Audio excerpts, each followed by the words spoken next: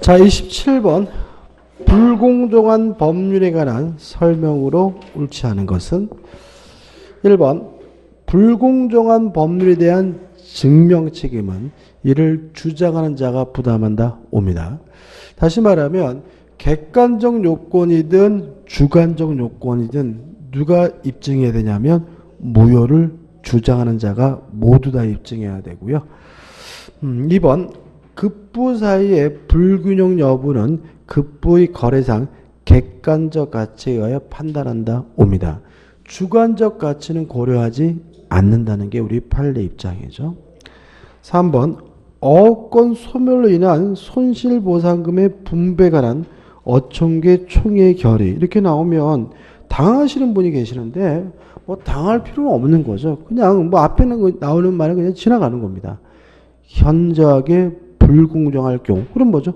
불공정한 거니까 무효가 될 수 있다. 그냥 맞는 지문인 거죠. 4번. 아무런 대가 관계없이 당사자 일방이 상대방에게 일방적인 급부라는 법률행위. 대표적인 게 뭐죠? 증여죠. 증여는 백사조가 적용되지 않으므로 불공정한 법률행위가 될 수 없다. 오, 맞는 지문이죠. 5번. 어떠한 법률행위가 불공정한 법률에 해당하는지는 사실심, 변론, 종교시를 기준으로 판단해야 한다. X입니다. 법률행위 시를 기준으로 하죠. 예를 들어서 매매계약이면 매매계약할 때를 기준으로 판단하게 되고요. 따라서 법률행위를 한 후에 가격이 폭락하거나 폭등하는 것은 뭐 하지 않냐면 고려하지 않아요. 근데 실제 우리 시험 범위 안에서는 죄다 다 뭐예요? 법률행위 시를 기준으로 해요. 다. 뭐 무권 대리행위에서 뭐 표현들이 성립 여부도 법률행위 시를 기준으로 하거든요. 그래서 우리가 앞으로 모든 것은 다 법률행위 시를 기준으로 하고 그 후에 뭔가를 고려한다 그러면 대부분이 다 뭐죠? X가 된다는 거 주의하시기 바랍니다. 5번이 답이죠. 28번입니다. 불공정한 법률행위에 대한 설명으로 옳은 경우를 고른 것은 기억, 폭리행위는 피해자에게 궁박 상태가 존재한다는 사실에 대한 폭리자의 인식만으로 성립한다. X입니다. 이용 의사가 필요하죠. 다시 말하면 궁박 또는 경솔 또는 모경험을 이용하려는 의사가 필요하므로 인식만으로 성립한다. X가 되는 거죠. 4번. 피해자의 궁박에는 정신적, 심리적 궁박이 포함된다. 5죠. 궁박이란 어려운 사정을 말하고 정신적이든 경제적이든 심리적이든 어떤 이유든지 간에 어렵기만 하면 다 뭐가 돼요? 궁박이 되는 거예요. 6번. 대리인에 의한 법률행위 경우에 궁박은 대리인을 기준으로 판단한다. X죠. 궁박만 본인이죠. 궁박을 제외한 나머지 모든 것들은 대리인. 1번. 가격이 현저하게 대가적 균형을 잃었다고 하여 궁박이 추정되는 것은 아니다. 옵니다. 따라서 객관적 요건이 입증되더라도 주관적 요건이 추정되는 것은 아니기 때문에 주관적 요건이든 객관적 요건이든 모든 요건을 누가 입증해야 되냐면 무효를 주장하는 사람이 입증해야 되는 거죠. 답은 3번이네요. 29번입니다. 불공정한 법률에 관한 설명으로 옳은 것은 1번. 피해자의 궁박, 경솔 또는 무경험을 이용하려는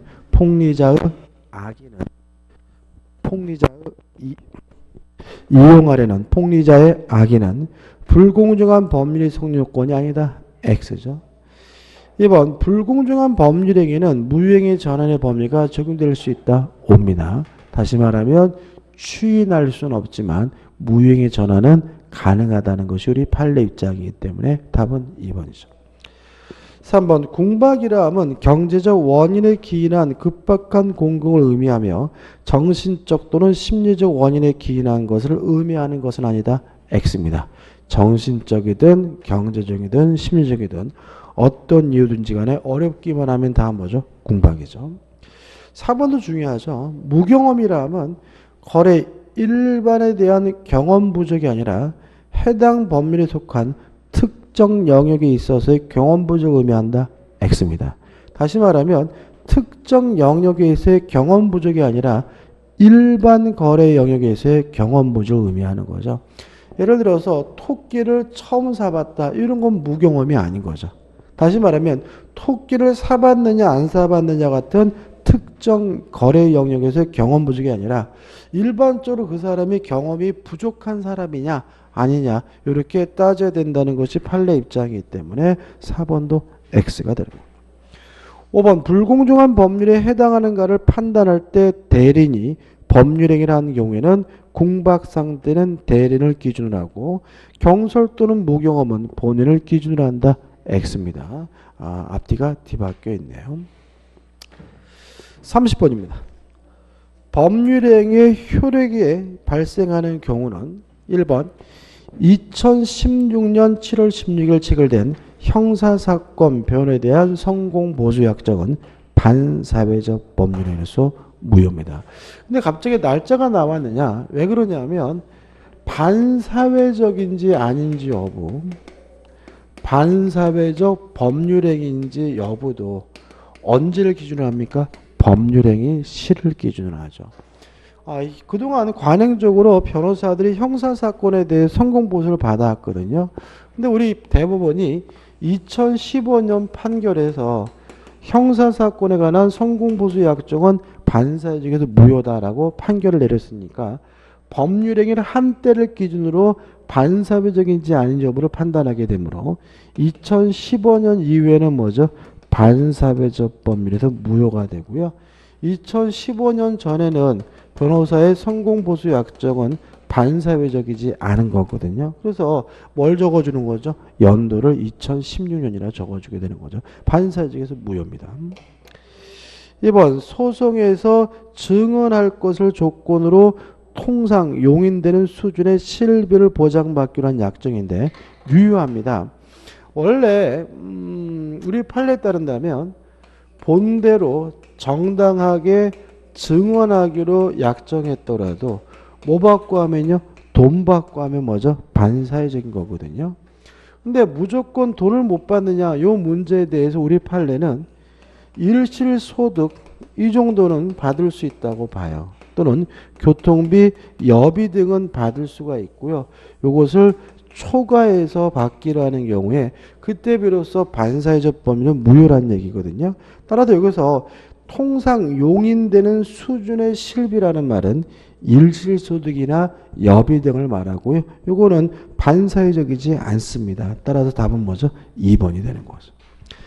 3번 장내 부첩관계를 승인하는 합의 물론 뭐죠? 반사회적이고요. 5번 변호사가 아닌 자가 민사소송에 승소를 시켜주는 대가로 소송물 일부를 양도받기로 한 약정 반사회적입니다. 자, 이런 얘기죠. 민사사건에 대해서 성공보수는 변호사는 받을 수 있죠. 근데 변호사가 아닌 사람은 성공보수 절대 받으면 안 되는 거잖아요. 그것이 형사사건이든 민사사건이든 따질 필요가 없이, 그죠? 따라서 뭐죠? 반사회적인 거죠. 5번 지방자치단체가 골프사업계획 승인과 관련하여 사업자로부터 기부금을 받기로 한 약정도 뭐죠? 반사회적입니다. 이건 어떻게 기억하기로 했죠? 공무원이 정당하게 직무를 집행하기로 하는 것 자체는 반사회적이지 않지만 뭐 받고 하면요? 돈 받고 하면 뭐죠? 반사회적이다.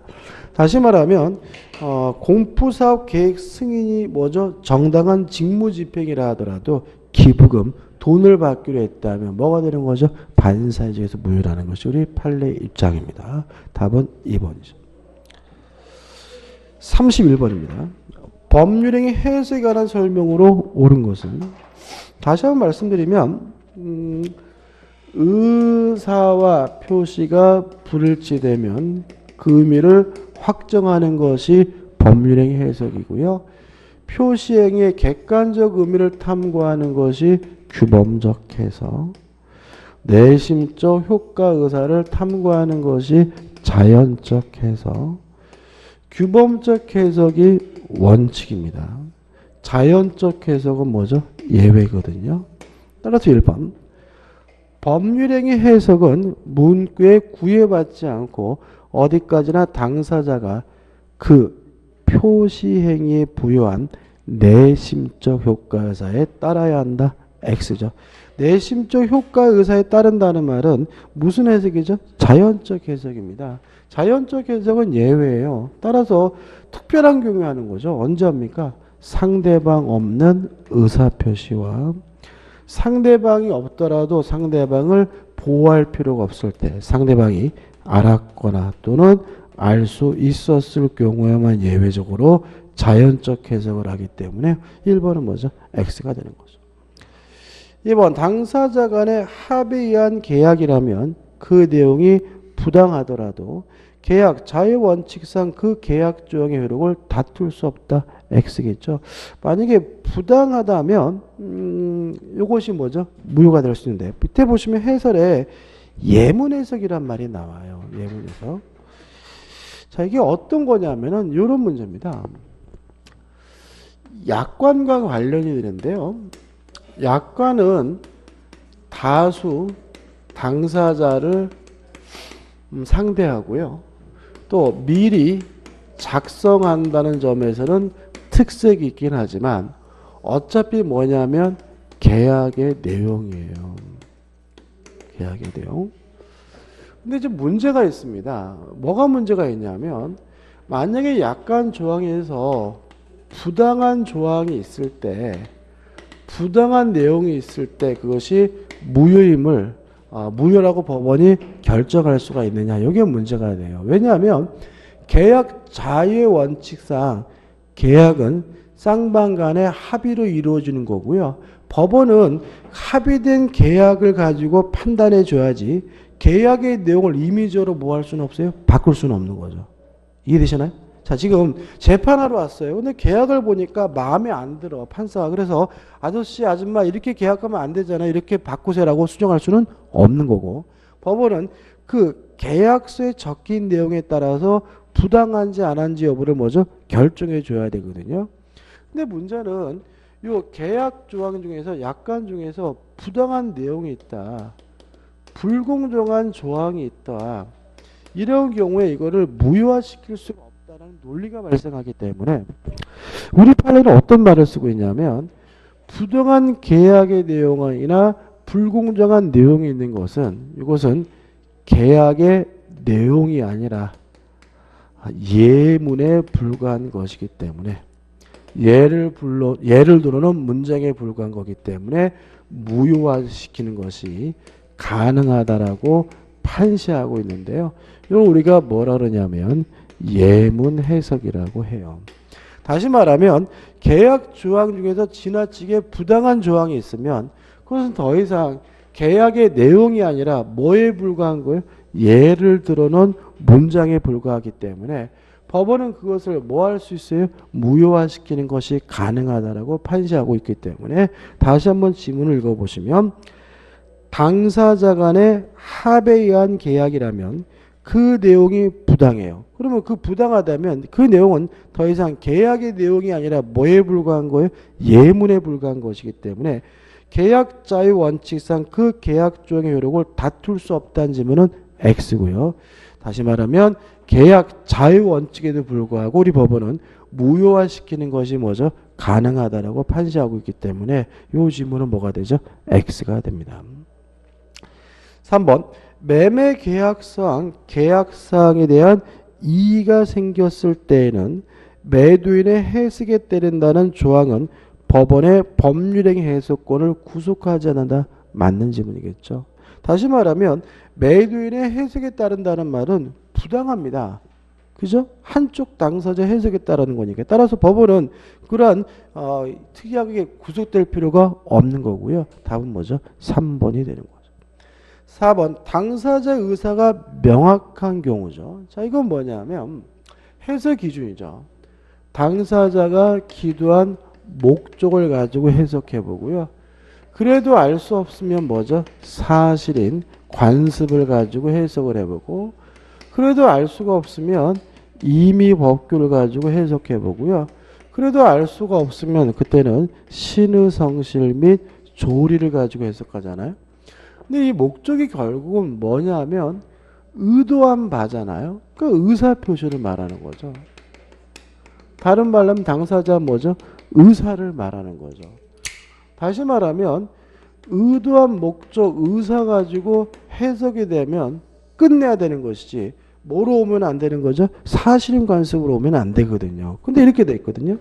당사자 의사가 명확한 경우에도 사실인 관습이 우선하여 법률행위 내용을 확정하는 기준이 된다. X죠.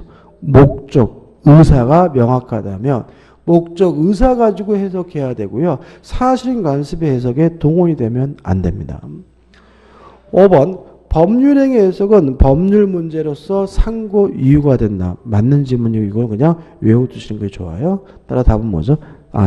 상고 이유가 된다. 맞는 지문. 잠깐만요.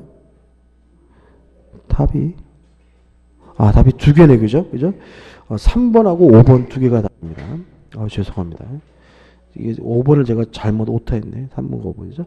자, 법률행위 해석은 법률 문제로서 뭐가 됩니까? 상고 이유가 됩니다. 그래서 맞는 지문은 3번과 5번 두 개가 답입니다. 죄송합니다. 넘기셔가지고 32번입니다. A와 B는 토지의 매매 계약을 체결하면서 당사자 쌍방이 모두 004 XX동 96구의 39에 있는 100평방미터의 갑토지를 계약의 목적물로 하기로 합의하였으나 그 목적물의 지번 등에 관한 착각을 일으켜 계약을 체결함에 있어서는 계약서상 매매 목적물을 갑토지한 별개인 004 XX 등 969의 36에 있는 100평방미터 을토지로 표시하였다죠. 자, 그러면 이 사람들의 의사는 뭐죠?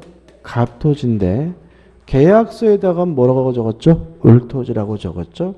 그럼 먼저 자연적 해석인지 규범적 해석인지를 판단해야 되는데 앞에서 어떤 말이 나오냐면 당사자 쌍방이 모두 004 XS 969의 39에는 100평방미터의 갑토지를 계약의 목적물로 하기로 합의하였으나 이렇게 나왔잖아요. 그러면 갑토지에 대해서 합의했다라는 말은 무슨 해석이죠? 자연적 해석인 거죠. 따라서 자연적 해석이니까 갑토지에 대해서 계약이 뭐가 돼요? 성립되는 거고요. 착오를 이유로는 뭐 하지 못합니까? 취소하지 못하는 거죠. 왜냐하면 착오는 무슨 해석을 해야지만 발생하죠? 규범적 해석을 해야지만 발생하니까요. 그럼 끝난 거죠. 1번 A와 B 사이의 매매 계약은 갑토지에 관하여 성립하나까지는 맞는데 A, B는 착오를 이유로 매매 계약을 취소할 수 있다. X. 자연적 해석 결과 갑토지에 대해서 계약이 성립된다면 착오를 이유로 뭐 하지 못합니까? 취소하지 못합니다. 왜냐하면 착오는 규범적 해석을 해야지만 발생하니까. 2번 A와 B 사이의 매매 계약은 계약서상 표시된 대로 을토지에 관하여 성립한다. X고요. 3번 A와 B 사이의 매매 계약을 을토지에 관하여 성립하나? X입니다. 더 이상 읽어봐야 되겠죠. 4번 A와 B 사이의 매매 계약은 실제로 의역한 대로 갑토지에 관하여 성립하고 맞고 을토지에 관하여 매매 계약을 원인으로 하여 매수인 B의 명의로 경료된 소유권 이전 등기는 원인이 없는 경료된 등기로서 무효이다. 맞는 질문이죠. 답은 뭐죠? 4번입니다. 5번 A와 B 사이의 매매 계약은 무효로서 갑토지, 을토지 어느 토지에 관하여도 매매 계약이 성립하지 않는다. X. 갑토지에 대해서 매매 계약이 성립됩니다. 우측에 보신 33번에 가지고 우리 기출문제 나오죠? 똑같은 문제입니다. 보시면 갑은 자신의 X 토지를 을에게 매도하기로 약정하였다.